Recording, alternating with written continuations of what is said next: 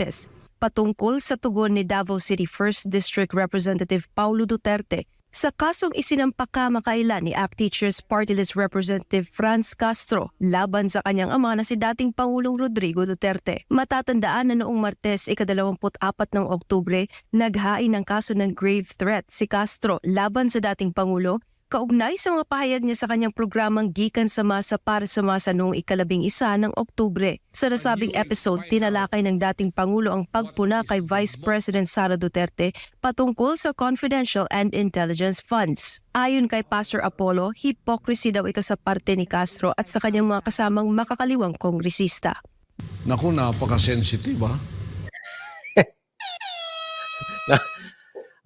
Ako ngayon natutuwa kay Pastor, no? Sabi ko nga, pag sa tingin ko maganda ang ginagawa, dapat naman pasalamatan natin. Pero pagkapalpak, dapat naman sabihan natin mali ang ginagawa nyo.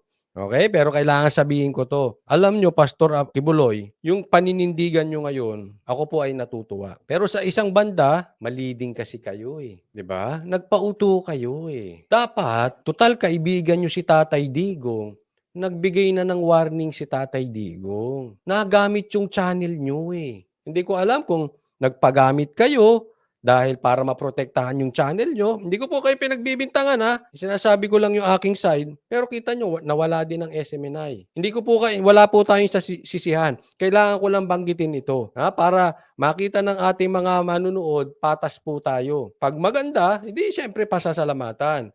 Or siyempre, nagkamali kayo. Para sa akin tingin, nagkamali kayo. Imposibleng hindi nyo po alam yung sinasabi ni Tatay Digong. Nagbigay po si Tatay Digong ng warning, pero nagpagamit pa rin yung channel ninyo. Di ba? Pero okay na po yun, kasi nangyari na Ang importante, nagigising na po kayo sa katotohanan ngayon. At yung iyong channel ay nagigising na rin. Bagamat ako naman, sa isang banda, gusto kong bigyan ng pagkakataon tong administrasyon na ito. May inaantay ako na tanggalin. Yan po lagi ko sinasabi. Kung tatanggalin yung speaker, may mga tatanggaling sekretaring hindi nakakatulong sa administrasyon, baka naman maayos pa tong bayan natin, itong bansa natin. Pero kung hindi tatanggalin at yung mga yan, nandiyan pa rin sila Gibo, andiyan pa rin sila Boying, andiyan pa rin sila Katapang, andiyan pa rin sila Romualdez, wala talaga. Pero bigyan natin ng chance, malay mo, next week, after the holiday nitong araw ng patay, next week, siksik na naman ang balita, malay mo, may tinanggal na. Let's see Bagamat sa tingin ko, imposible, malay natin. Diba? Okay, siyempre, hindi nawawalan ng pag-asa. No? But tama po kayo.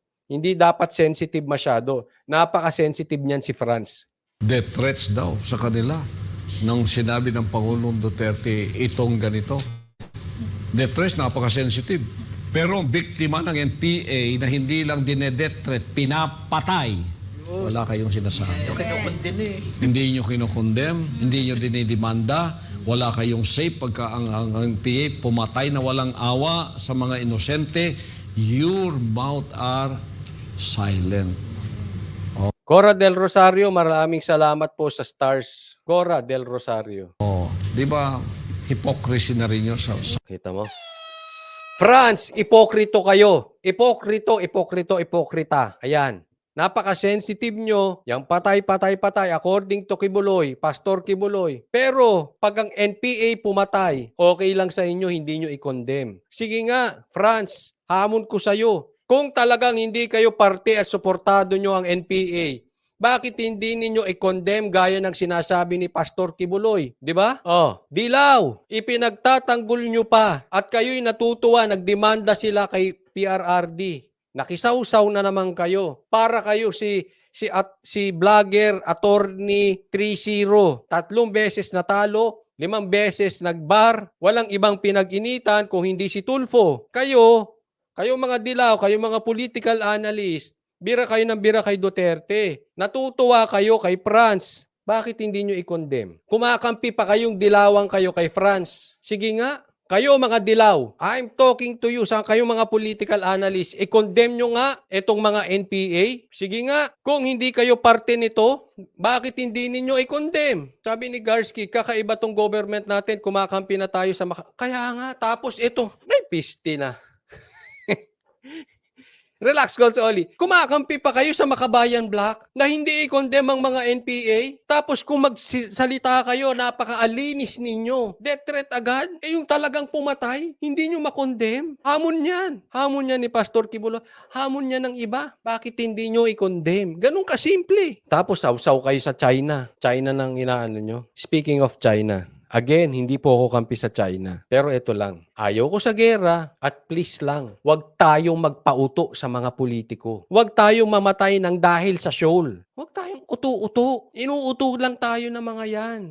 Kung galit sa Chinese yan, ang laki ng problema natin sa Pogo. Ba't hindi yun ang asikasuhin nila? Bakit yung mga may ginawang masama dito sa Pogo, hindi nila ibalik sa China? Nag-aantay kayo ng lagay? Hindi, nagtatanong lang po. Ang dami nating gustong asikasuhin eh. Pero yung China sa Pilipinas, hindi natin mapaalis. Yung China sa dagat, yun ang gusto nating paalisin. Ako, naiipokritohan ako, promise, naiipokritohan ako sa kanila. Bakit? Dahil may pakinabang sa Pogo? Kaya nga binabaran ni SAS yan. Oh, eto, may hamon. May hamon sa'yo, Gibo. Bakit hindi mo mapalagan si SAS? And kayo nakikinabang kayo, bilyon-bilyon ang transaction nyo sa China. Tapos, etong mga maliliit, etong mga sundalo, etong gusto nyo makipaglaban tayo sa shoal. Ipaglaban natin sa China. Etong mga Coast Guard natin, makipaglaban. Kayo, according to SAS, nakikinabang kayo sa China. Kumikita kayo ng bilyon. Ngayon, kung hindi totoo, bakit hindi ninyo sagutin? Kaya nga hinahamon kayo, sumagot kayo. O kumikita, tapos ganyan-ganyan. Pag kayo, may pakinabang. Kaya nga, alam mo yung sinasabi ko po sa inyo, wag po nating aalisin sa isip natin, ano ba ang agenda nitong mga politiko? Wag tayong magpapauto, ha? Wag. Alam nyo, this is not about China and this is not about US. This is about our politicians. Tandaan nyo, politika lang po yan. Walang totoong away. Politika lang yan. Ginagamit lang yung away na yan. Alam mo, ang ganda nung sinabi ni narinig ko po ito. Nakalimutan ko na ito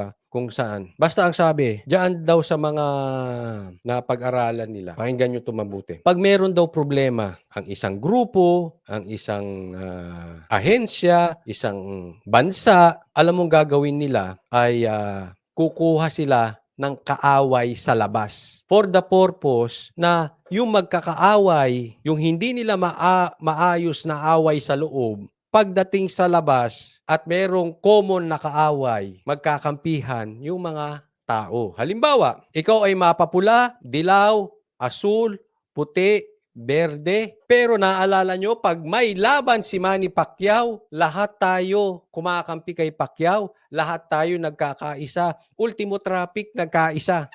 Walang traffic pag may laban si Pacquiao. May masters of deception ang kalaban, kaya ingat sa paniniwalaan correct. This is artificial. Artificial yung away na yan. Huwag tayong paggamit sa politiko. Balik tayo dun sa example ko. Nagkasama tayo dahil kay Pacquiao, di ba? Pag may laban tayo sa basketball, magkakaisa tayo, kampi tayo doon sa basketball team natin sa Pilipinas, Gilas Pilipinas, di ba? Ganoon eh. Ganoon po ang ginagawa.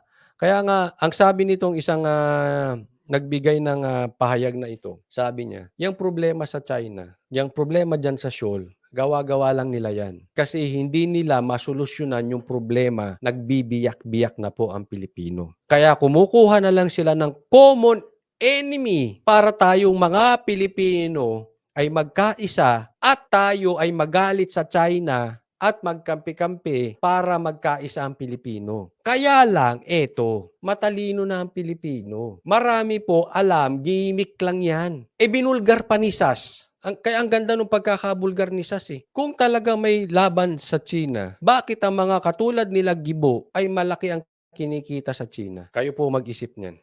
Ninyo. I-condemn mo nga ang NPA. I-condemn ninyo. Kayong tatlo. Lalo na ikaw, Franz Castro. condemn nyo. Kayo Makabayan Black, i-condemn nyo. Sama mo na, naging abogado tuloy. Pastor Kibuloy, sama mo na yung Dilawan kung kaya nila i-condemn yan. Kung hindi mo kaya i-condemn ang NPA, kampi ka sa NPA. Hindi ka maka-Pilipino. Nagdemanda sa ating former na Pangulo. I-condemn mo muna ang NPA at ang kanilang mga atrocities na ginagawa. Please, para ikaw ay maging tunay na hindi hypocrite sa harap ng taong bayan. Condemn. Bakit hindi ka nagko-condemn?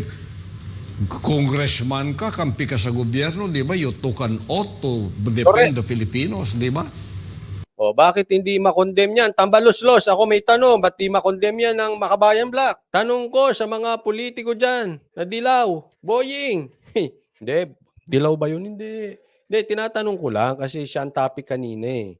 Pero bakit di kayo nagko-condemn sa atrocities ng NPA for 54 years? Oh. Bakit di kayo nagko-condemn? Bakit? Alam ng taong bayan kung sino kayo eh. Kasabuat kayo, kasama kayo. Kaya hindi nyo makondem. Dagdag ni Pastor Apollo na mas may utak pa si Congressman Pulong Duterte kaysa kay Castro at nananawagan din ng butihing pastor sa kanya na sagutin ang nakababatang Duterte. Samantala, binuhay muli ng Makabayan Black ang House Bill 7. Dami nilang binubuhay. Hindi, ito Makabayan Black.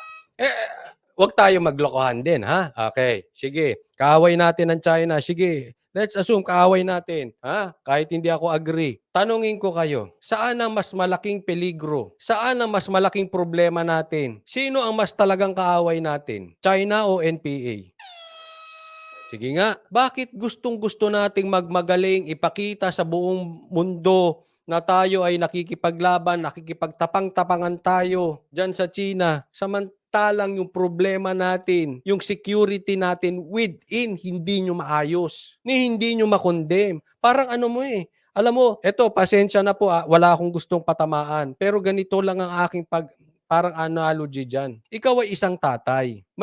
May umaway sa anak mo. Instead na pag-ayusin mo sila, pinapakita mo sa buong kapitbahay mo na kailangan i-condemn yung umaway sa anak ko at awayin natin at dapat panindigan natin yung tama, etc., etc. Hindi dapat inaway yung anak ko, etc., etc., etc.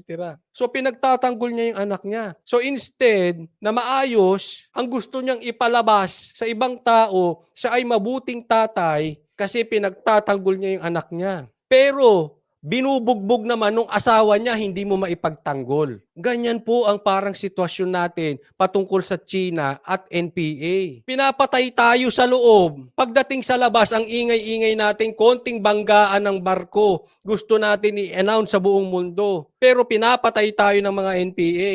Pero pinapatay tayo ng mga korap. Hindi nyo maibalita yung ukada. Para kayong isang tatay, puro pakitang gilas, tapang-tapangan. Pero hindi mo mapagtanggol sa asawa mong binubugbog yung anak mo. Hindi, real talk. Ang galing natin sumulusyon sa labas. Yung NPA, tagal na yan. Sino lang ang sumiryoso dyan? Real talk. Anong kulay ng sumiryoso sa NPA? At sino nagpalaki ng NPA? Anong kulay din? Wag tayong magbulahan. Kayo sumagot. Sa manunood ng replay, sige. Anong kulay ang totoong kumalaban dyan? At anong kulay ang kumakanlong dyan? Hindi kayo tanga, alam nyo yan. Tapos, laban China, laban China, laban China. Yung nasa loob, hindi nyo maiayos. Hindi nyo may pagtanggol sa mga katulad nitong congressman. Yusin nyo muna yung loob, please lang. Huwag kayong pakitang kilas. 7158 o ang Intelligence and Confidential Funds Transparency Bill. Mga mayagpag yung mga yan ngayon, no? Ayon sa makakaliwang grupo, ang confidential at intelligence funds ay pampublikong pondo at dapat itong gawing bukas sa pagsisiyasat ng publiko. Pahayag naman Sa'yo, wala na akong. Buksan mo na lahat. Kayo naman, ayaw niyong buksan. Di ba takot kayo? Pabukas ka ng pabukas. Hinahamon nga kayo ng bukasan ni Tatay Digong eh. Kayo ni Tambalos-los, hindi niyo mabuksan. ni Pastor Apollo patungkol dito. Ito na naman ito. Bakit ginaya ninyo si Pangulong Duterte ngayon for public scrutiny? Kayo ang ayaw magbukas ng inyong libro. Hinamon nga kayo kung saan nyo nilalagay yung pera ng kinokolekta ninyo sa DepEd. Ikaw, Franz Castro, di ba?